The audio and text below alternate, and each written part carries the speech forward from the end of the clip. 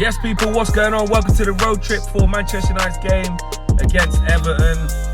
Old Trafford, 12:30 kickoff. It's an early one. It kicks off the Premier League's action, so all eyes are on us. Don't mess this up.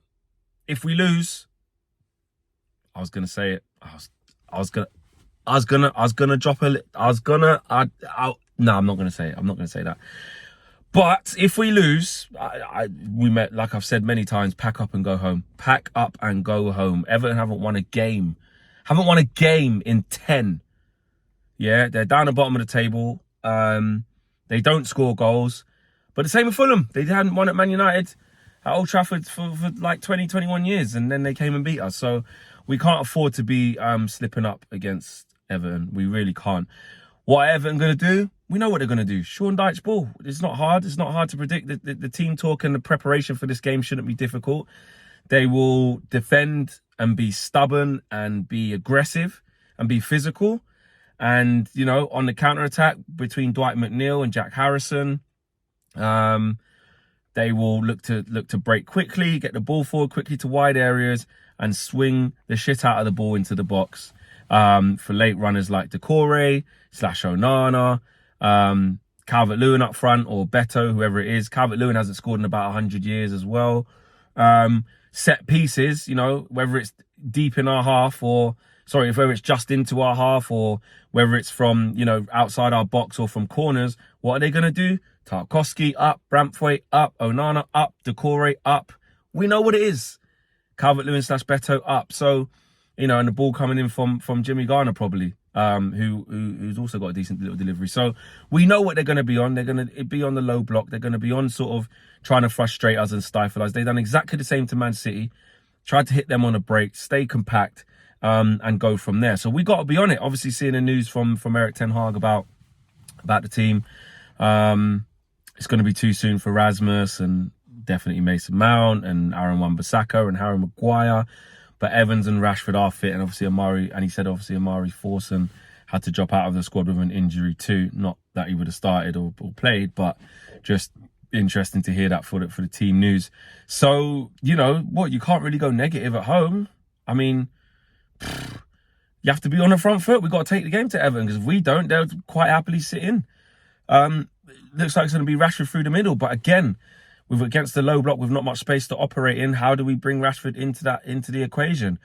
Does he keep the same balance? Does he keep Garnacho and Rashford wide and still play Bruno in the 10? In the false 9, like we did against City, which you could argue would be like, oh, come on, we're at home to Everton, mate. Like, Rashford should be able to play up front, you know, bring in Anthony. But out of not wanting to bring in Anthony because he just doesn't feel he's ready to contribute yet, he may have to keep Garnacho on the right-hand side, Rashford on the left, and just put Bruno in the false 9.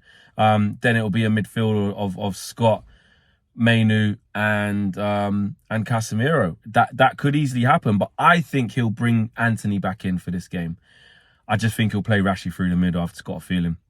And Garnacho on the left. Interesting, Dylan said on the podcast on What the Devil that he thinks Garnacho's due a rest, due a break. And I hear him. I do hear him on that, because at the end of the day, he's been getting absolutely rinsed. But it's because needs must, and because people haven't been stepping up and doing what it is the hell they're supposed to be doing. But I mean, look, you're talking about trying to keep the season alive by a thread. Let me give the positive side to it of, you know, making sure we win at least to keep any dying chances, any small embers of that top 4 fire burning. You know, you've got Villa against Spurs. Let's say we hope for a draw in that, because really I think we've got to try and catch Spurs really for 5th, which probably ain't going to be enough for Champions League. The English team's got mash up. Well, actually, West Ham are losing 1-0 and Brighton got absolutely mashed up, and then Liverpool are through. So we'll see. But anyway, 5th, you never know, could be enough. But, you know, let's hope they get a draw and then we beat Everton. Then, you know, 2 points off both. But I'm not really looking at that. To be honest, if I'm being real, I ain't even really trying to look at the European spaces. I'm more just on about trying to create some form of happiness until the end of the season. And, you know, Liverpool next week, I believe, if we lose against Everton, like, that's back-to-back home defeats against teams who just, you know, have pretty much no recent history of winning at Old Trafford, which would be awful. A derby defeat in the middle, and then the next the next task of facing, you know, a banging form Liverpool.